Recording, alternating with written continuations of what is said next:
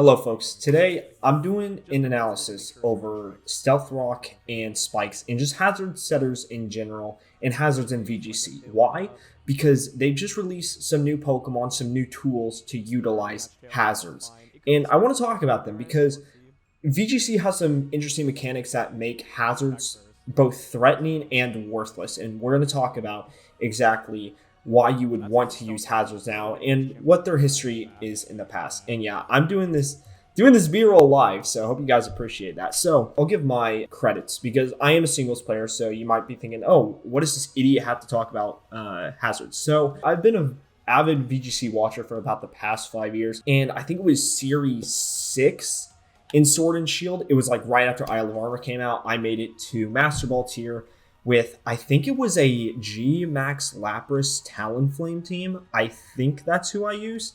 I could be wrong about that. I might have to go back and look at my screenshots. But yeah, I do have some VGC experience. I did play quite a bit in Sword and Shield. I don't do it as much now, and I've never really done it for the camera, but I promise I do have some. So I know what I'm talking about, at least for recent history. So I'm going to talk about recent history with Gen 8. And why hazards weren't used at all. So, and why hazards just aren't used in VGC in general. So, in VGC, you have 6 Mons, and you can only choose 4 of them to bring to the battle. It's doubles 2 Pokemon at the same time. VGC is very, very, very fast-paced. I have 2 of the most popular Pokemon in the format last tier. Any VGC player, this would strike fear into their hearts. And you basically have, instead of having 24 moves, you have 16. And because there's less Pokemon, there's less pivoting. There's still pivoting, there's still switches. For example, Landorus usually has U-turn, and Incineroar usually has Parting Shot. The problem is, in VGC, those move slots are very valuable. Either you're running an item that doesn't allow you to run Status, which is one of the choice items, or Assault Vest, or you're running Protect, and Protect is your non-damaging move. Now, you could say everyone running Protect could be a good thing because, well, then you can just click Stealth Rocks against protecting opponent. Your opponent, wastes their turn, click Protect. But the thing is, when everyone has Protect, each move slot is very important. It's very hard to fit a niche move onto a VGC team. And Stealth Rock is a niche move in VGC because there's less pivoting, there's less opportunities. Sometimes only 2 or 3 Pokemon will take that rock chip in a game. So it's just not worth it. And you can tell that it's really not worth it because even Incineroar, a Pokemon with I swear it was at 70% usage, or is 90% usage, I think, in Gen 7. But I mean, this is one of the most used Pokemon in VGC history, and it's weak to Stealth Rocks, and it's a pivoting Pokemon, and yet Stealth Rocks still wasn't deemed valuable enough to use. So that just kind of gives you an idea of Stealth Rocks is just not a very loved move. And if Stealth Rocks isn't a very loved move, that means Spikes isn't a very loved move, and subsequently Toxic Spikes, of course. So, however, there was one niche usage, which I do want to talk about real quick, and that was Torkoal. Torkoal is one Pokemon that you can easily fit Stealth Rocks onto. And why is that important? Because Charizard, a Pokemon that was used a lot in Gen, I don't know why this sprite is loading, but it was a Pokemon used a lot in Gen 8. Even after all the legendaries got released, it was not the restricteds, of course, but the Ubers, when they got released, Charizard G-Max was still one of the most used Pokemon because it had Blast Burn. I cannot think of the move right now, but basically it set up a fire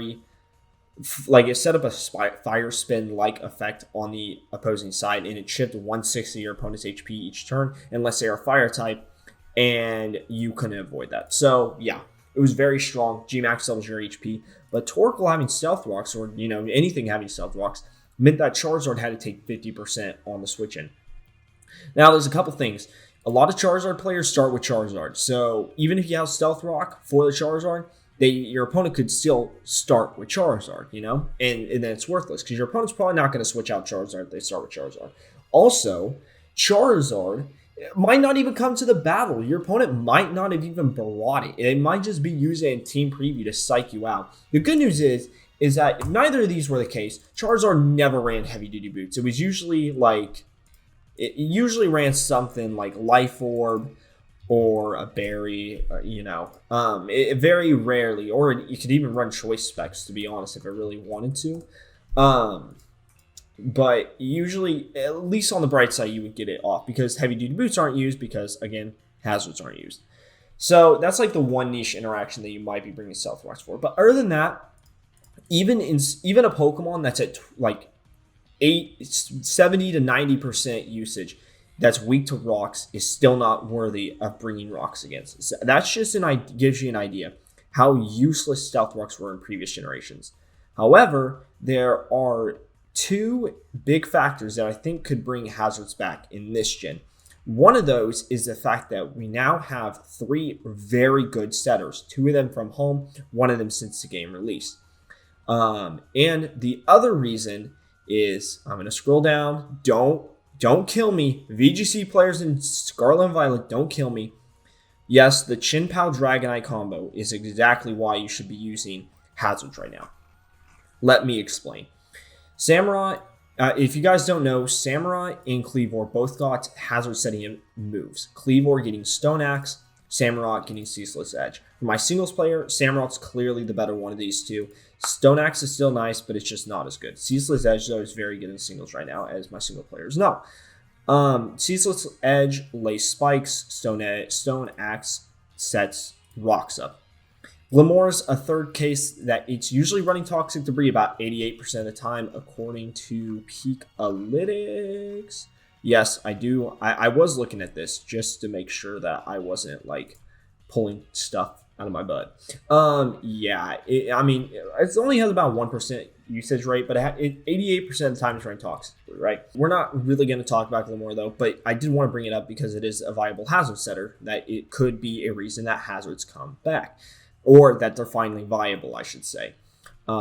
Because, these 3 are efficient at setting hazards. You don't have to waste an item slot move. Ceaseless Edge has a 95.5 base power thanks to sharpness, it being boosted by sharpness. Same with Kleavor's Stone Axe. Yes, they're a little inaccurate, but for a 97.5 base power move that can set hazards, it's pretty damn good.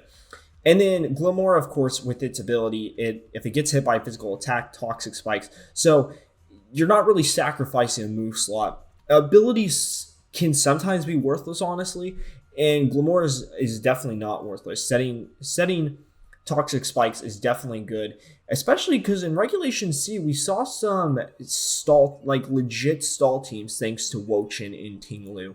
So, even Toxic Debris is very useful in VGC right now.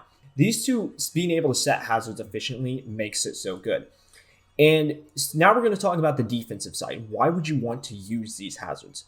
Chien-Pao, for example, is weak to rocks, which is one good reason. But the main reason you're using it is not for that 25% chip, because look at Chien-Pao's defenses. It's not exactly the bulkiest Pokemon in the game. It's because it's usually running a Focus Sash. In fact, as you can see here, Chien-Pao, which has a 30% usage rate, by the way, 92.95% of the time, basically 93% of the time, it's running a Focus Sash. You're breaking its Focus Sash before it even comes in. So Chien-Pao can only use, it's only guaranteed 1 move. Its Focus Sash usually guarantees it 2 unless you double target it or unless you have a spread move.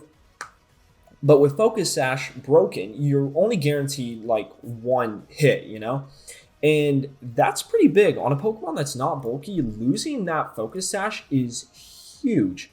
Another Pokemon is Dragonite. Dragonite is also weak to rocks, which is very good, but it also has multi-scale. And I did check because Inner Focus is actually used quite a bit on Dragonite right now. Dragonite's at 18.94% usage rate.